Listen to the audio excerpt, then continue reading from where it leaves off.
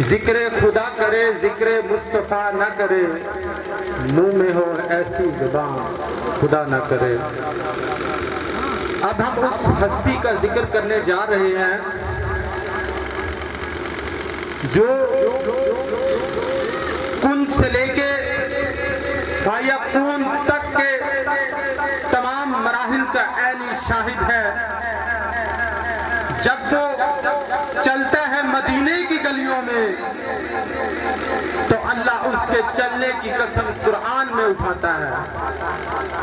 اس کا چہرہ کیسا ہوگا جس کی قسمیں خدا قرآن میں اٹھاتا ہے، جس کو رب قرآن میں والضحیٰ کہتا ہے۔ اس کی زلفیں کیسی ہوں گی جس کو اللہ تبارک و تعالیٰ واللیل اذا سجا کہہ کے بلاتا ہے۔ جس کا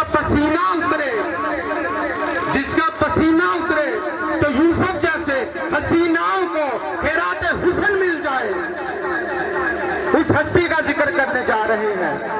اور میں اپنی تمام اس ساری گفتگو کو یہاں پہ سمیٹتا ہوں یہ کہہ کر کہ وہی قرآن، وہی فرقان، وہی قرآن، وہی فرقان، وہی یاسین، وہی طٰہٰ، کہ کائنات کا ہر ذرہ جو ہے وہ اسی کے لیے پیدا کیا گیا ہے۔